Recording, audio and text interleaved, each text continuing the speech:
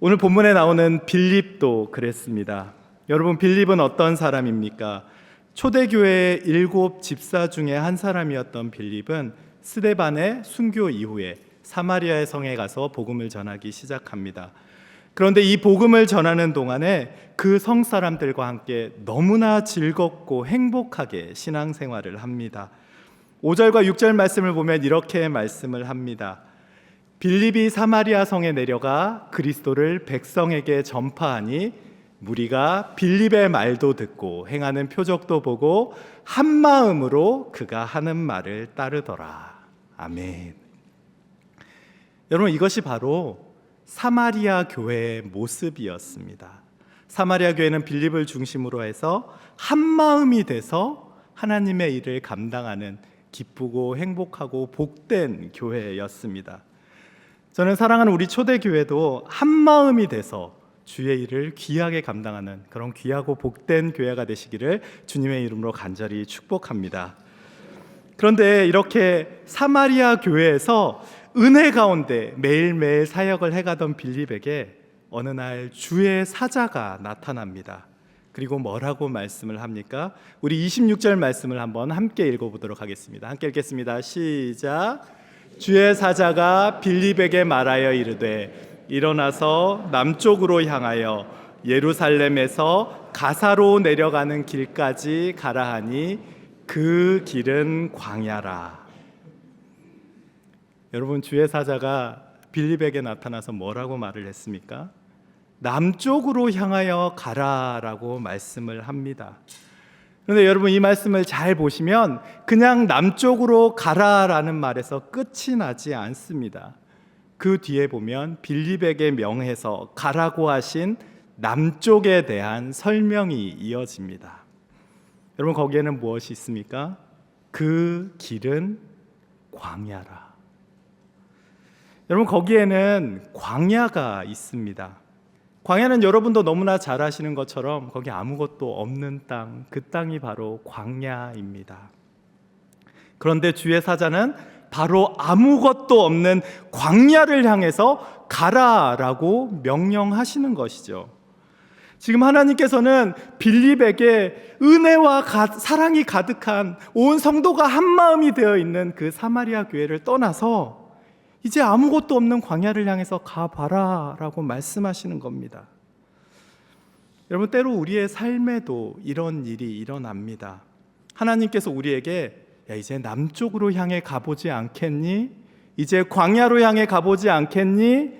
라고 말씀하실 때가, 명령하실 때가 있습니다.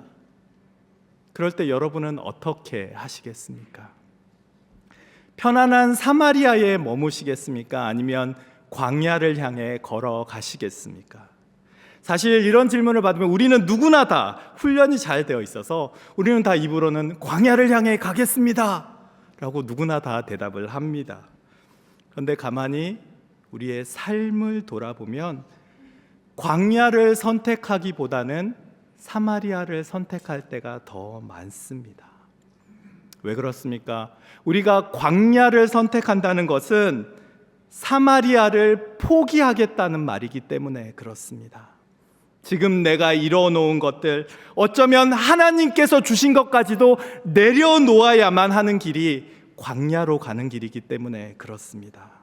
그런데 우리는 아무것도 손해보려 하지 않고 내 손에 움켜진 것들을 아무것도 내려놓지를 못하니까 입으로는 광야를 향해 간다라고 말을 하면서도 막상 우리의 삶은 사마리아에 머무는 삶을 살게 되는 것이죠.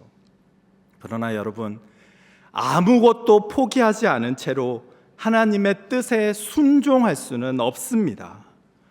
예수님의 부르심에 순종한 제자들을 한번 생각해 보십시오. 여러분, 그들이 한 일이 무엇입니까? 마태복음 4장 19절과 20절 말씀을 보면 이렇게 말씀을 합니다. 말씀하시되 나를 따라오라. 내가 너희를 사람을 낚는 어부가 되게 하리라 하시니 그들이 곧 그물을 버려두고 예수를 따르니라. 보십시오. 베드로와 안드레는 그물을 버려두고 예수님을 따르지 않습니까? 여러분, 야고보와 요한은 어땠는지 아십니까? 이어지는 22절 말씀을 보면 이렇게 말씀을 합니다. 그들이 곧 배와 아버지를 버려두고 예수를 따르니라. 보십시오. 다 들고 따라가는 것이 아니라 버려두고 그리고 나서 따라가야 하는 겁니다. 여러분, 어떻게 이렇게 포기할 수 있겠습니까? 여러분, 포기할 수 이유는 간단합니다. 더 소중한 것이 생기면 덜 소중한 것을 포기하고 버릴 수 있습니다. 마태복음 13장에 보시면 여러분 너무나 잘 아는 감추인 보와 값이 비싼 진주에 대한 이야기가 나오죠. 여러분, 그 보화를 발견한 사람이 한 행동이 무엇입니까? 자기의 소유를 다 팔아서 그 밭을 사지 않습니까? 값진 진주를 발견한 장사꾼이 한 행동도 동일합니다. 마태복음 13장 46절을 보시면 극히 값진 진주 하나를 발견함에 가서 자기의 소유를 다 팔아서 그 진주를 사느니라 라고 말씀을 합니다. 여러분, 왜 이 사람들이 밭을 사고 왜 이 사람이 진주를 샀습니까? 자신의 소유가 중요하지만 그 감추인 보화가, 그 귀한 진주가 자기의 모든 소유보다 더 소중하기 때문에 포기하고 버릴 수 있는 것이죠. 더 소중한 것이 있으면 덜 소중한 것을 포기할 수 있습니다. 그런데 여러분, 마태복음 19장에 나오는 부자 청년은 어땠습니까? 여러분, 예수님은요, 제자들 뿐에게만 아니라 이 부자 청년에게도 동일하게 나를 따르라, 내 제자가 되라라고 말씀하셨습니다. 그런데 이 청년은 어떤 선택을 합니까? 마태복음 19장 21절 하반절과 22절 말씀을 보면 이렇게 말씀을 합니다. 나를 따르라 하시니 그 청년이 재물이 많음으로 이 말씀을 듣고 근심하며 가니라. 보십시오. 나를 따르라라는 똑같은 부르심에서 두 가지 다른 반응이 나타납니다. 한쪽은 모든 것을 버려두고 예수님을 쫓아가고, 한쪽은 근심하며 돌아갑니다. 보십시오. 똑같은 부르심에 다른 반응이 나타나는 거죠. 여러분, 그 이유가 무엇입니까?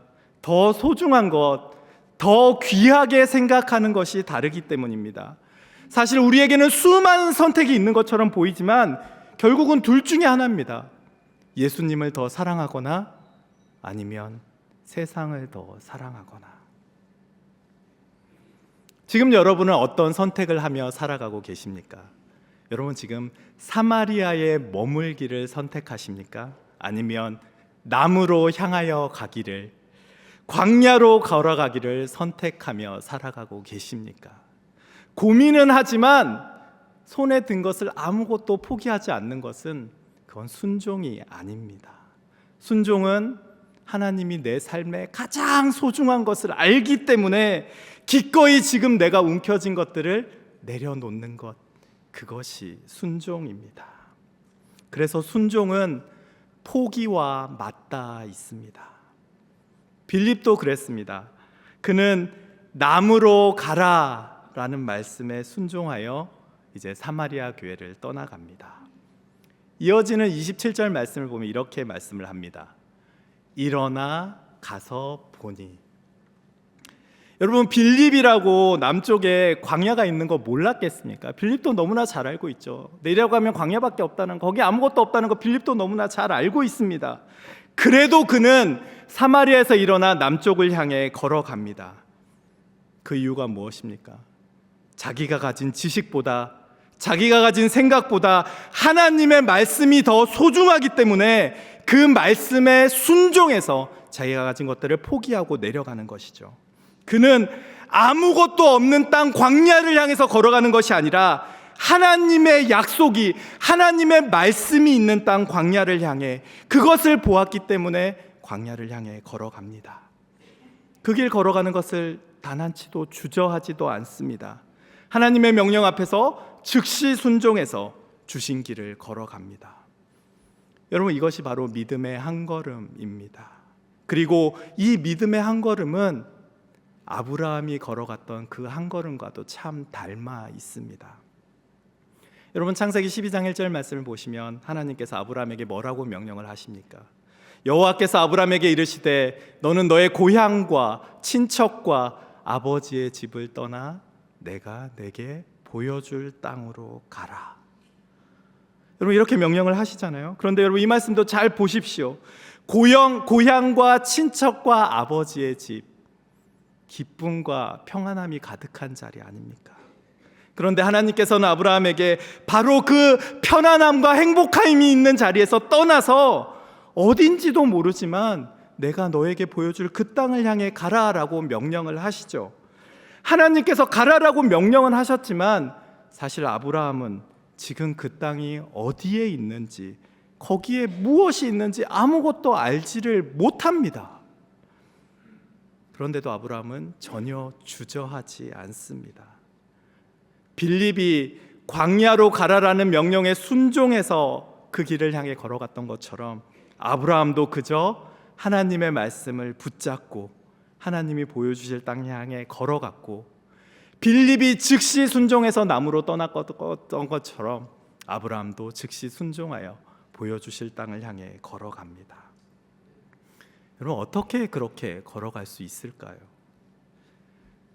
결과가 보여서 걸어가는 것이 아니라 이 눈에 아무 증거 아니 배워도 하나님을 믿기에, 하나님을 더 소중하게 생각하기에 주신 길을 기쁨으로 걸어가게 되는 것이죠.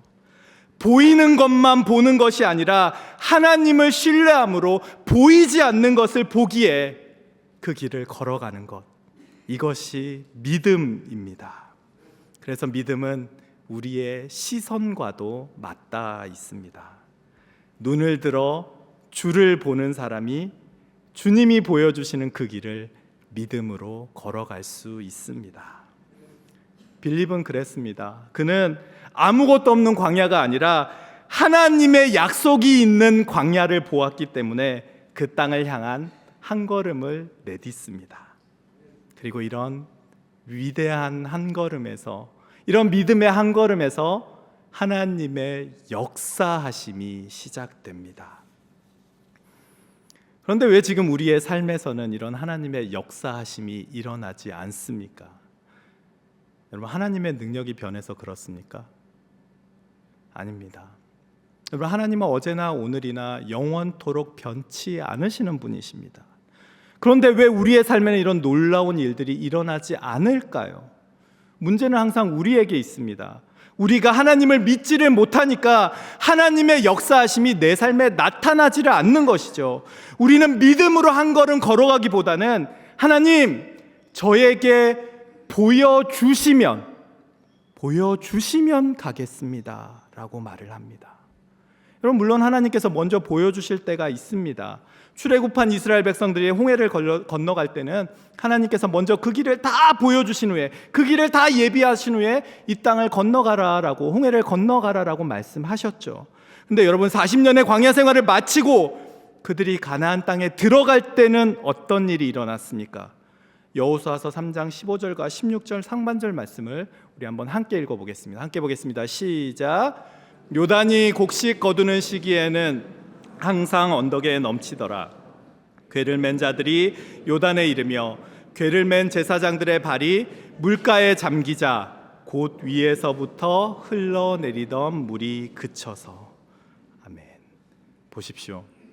강이 먼저 갈라진 것이 아닙니다. 요단강을 향해 걸어 들어가라는 하나님의 명령에 순종해서 제사장들이 물에 걸어 들어가는 그 순간에 강이 갈라지기, 강이 멈춰서기 시작했습니다. 그리고 온 이스라엘 백성들이 이스라엘 땅으로, 가나안 땅으로, 마른 땅으로 걸어 들어가지 않습니까? 지금 우리의 삶도 마찬가지입니다. 주님이 우리의 길을 다 밝혀주시고 그 길을 향해 걸어가라 라고 말씀하실 때가 있습니다. 그러나 때로는 네가 먼저 믿음의 한 걸음을 걸어가 봐라. 그러면 내가 이미 예비해 놓은 것을 네가 보게 될 것이다 라고 말씀하실 때가 있습니다.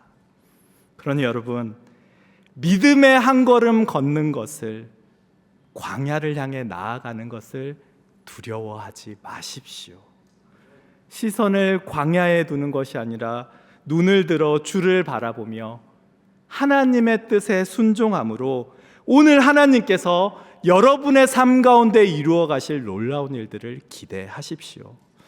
주님께서는 지금도 주님을 바라보며 그 말씀에 순종해서 광야를 향해 걸어가는 그 한 사람 찾고 계시고 그 한 사람을 통해서 놀라운 일을 예비해 놓으신 줄 믿습니다.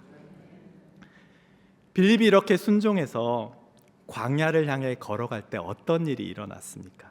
그가 광야에서 에티오피아 내시를 만나게 됩니다. 우리가 오늘 말씀을 통해서 한 가지 또 기억해야 하는 사실이 바로 여기에 있습니다. 여러분, 만남은 하나님께서 주장하시는 겁니다. 왜 그렇습니까? 우리가 누군가를 만나기 위해서는 때와 장소가 너무나 중요한데 이 때와 장소는 오직 하나님께서 주관하시는 것이기 때문에 그렇습니다. 여러분, 그래서 우리는 좋은 사람 만나기를 하나님께 기도해야 하는 것이고요, 주님의 인도하심에 순종함으로 그 예비해 두신 좋은 사람들을 만나게 되는 것이죠. 여러분, 에티오피아 내시와 빌립의 만남을 한번 잘 생각해 보십시오. 광야 한가운데서 내시와 빌립이 만날 확률이 얼마나 되겠습니까? 빌립이 광야로 내려가고 내시도 에티오피아로 가고 있습니다. 그런데 여러분, 움직이는 두 점이 한 점에서 만나야 되는 거잖아요. 이건 결코 쉬운 일이 아닙니다. 그런데 하나님께서 주장하시면 그 일이 일어납니다. 지금 우리의 만남도 그렇습니다. 수많은 사람이 이 땅 가운데 살아가고 있고 수많은 세대가 지금까지 살아왔는데 점 같은 우리가 그 공간과 시간 가운데서 매주 이 자리에 함께 만나는 것은 놀라운 주님의 은혜자, 기적입니다. 하나님께서 저희 모두의 때와 시간을 주장하셔서 한 점에서 만나게 해주신 것이죠. 그래서 저는 초대교회에서 여러분을 만나 섬긴 것이, 그리고 이 자리에서 지금 여러분과 함께 예배드리는 이 순간이 하나님의 섭리이고 미리 예비해 놓으신 만남이라고 믿습니다. 그러니 여러분, 우리 앞뒤 좌우 보시면서 한번 인사할까요? 만나서 반갑습니다.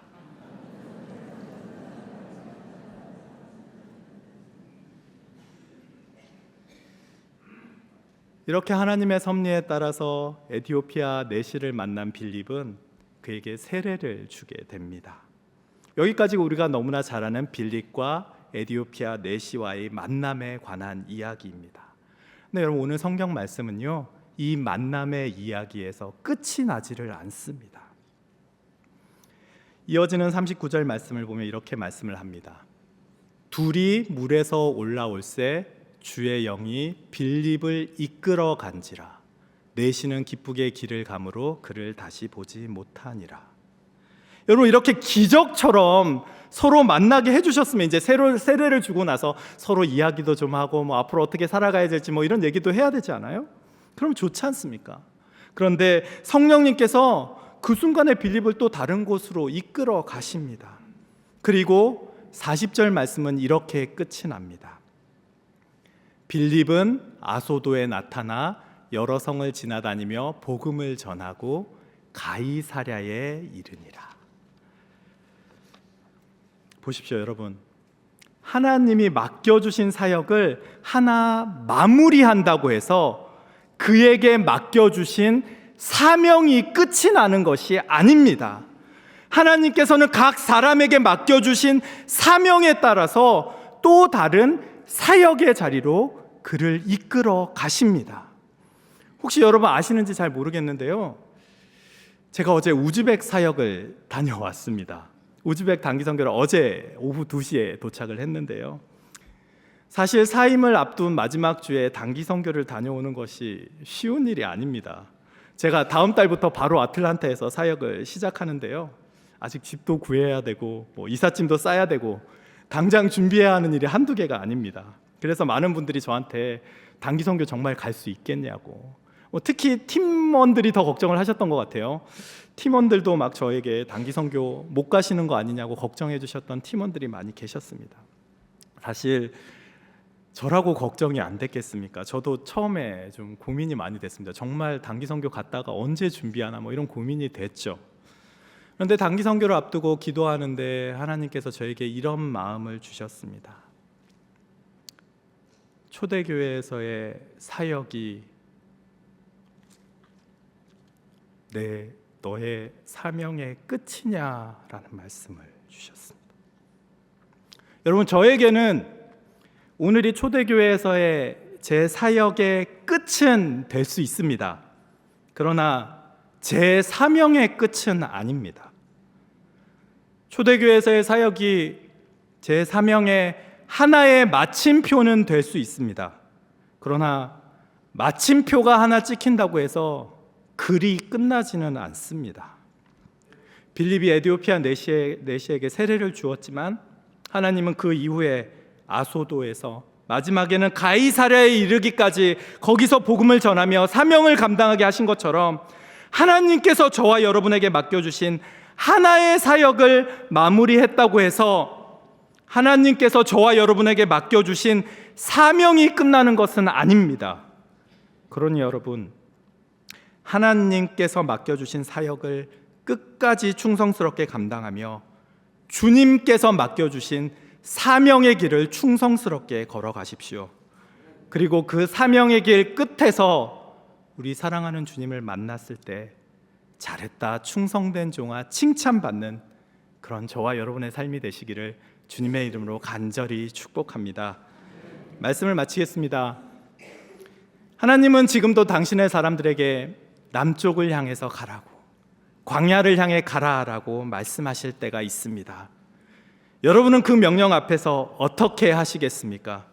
하나님의 명령에 순종하여 그 길을 걸어가시겠습니까? 아니면 지금 내 삶의 사마리아에 머무르며 멈춰서 계시겠습니까? 바라기는 저와 여러분이 주님만 바라보며 주님이 주신 사명의 길을 끝까지 걸어가시는, 그래서 그 삶을 통해 오직 하나님의 영광만 드러나는 그런 저와 여러분의 삶이 되시기를 주님의 이름으로 간절히 축복합니다.